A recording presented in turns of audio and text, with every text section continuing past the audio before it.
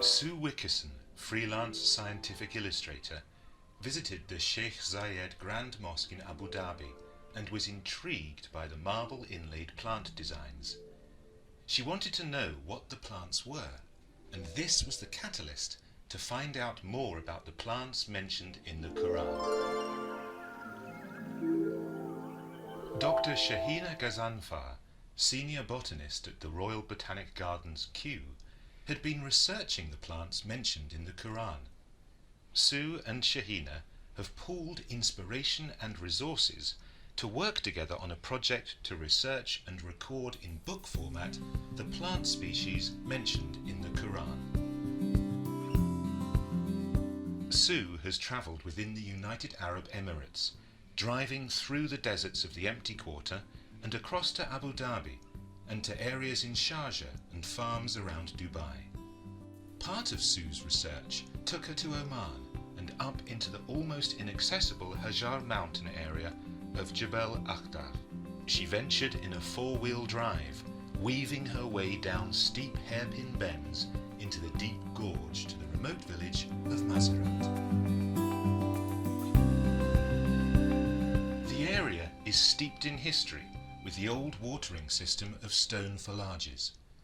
The plants there, some mentioned in the Qur'an, have been cultivated in the same way for generations.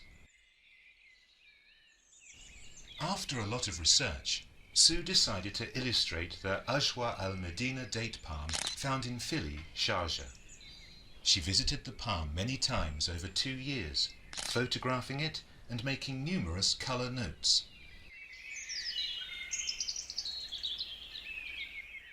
It's a really fascinating project, and it shows all aspects of the plant, and we're also doing dissection work of it to have the scientific accuracy as well. You obviously have to work from living material, because then you can see all the finer nuances of detail, colour change, texture. You have to be able to record it accurately, scientifically, get the whole life cycle of the plant to get the full picture of it. Look at it under the microscope, that gives a really, really tiny detail.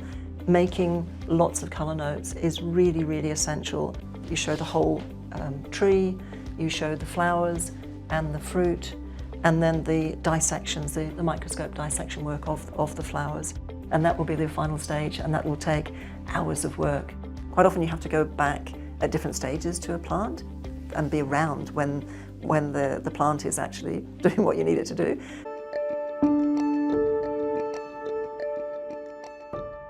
Garlic has been grown in the mountains of Oman for centuries.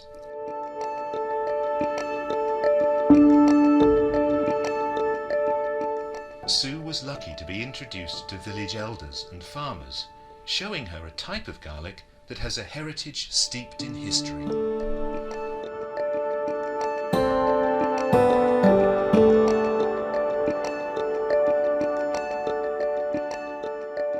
With a distinguished career in research, senior botanist at Kew, Dr. Shahina Ghazanfar, presents the plants of the Qur'an. So, coming to the plants that are mentioned in the Qur'an, there are 13 plants that are food plants, and these are the date palm, olive, grape, pomegranate, fig, ginger. Lentils is more a compound name, but we believe that it is the oldest form of lens. Culinaris, onion, garlic, watermelon or melon, we do not know exactly, citrullus or cucumis, gourd, the legionaria, mustard, and basil. Now, these can be traced back to some extent and can be identified. So this information that I am trying to gather, I would eventually they will go into a book, which is the plants of the Quran, the history and significance.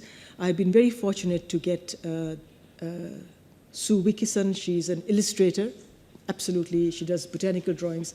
And I hope that during my lifetime, I'd be able to complete this book, to make it available, not just as a book to celebrate really the plants, the life of plants, and the plants mentioned in different in the Quran and in different texts, but also to to look at the significance and how important they are, not just just because they're mentioned, but because they have been started, or they have been sort of carried on culture by culture by culture through a very long period of time.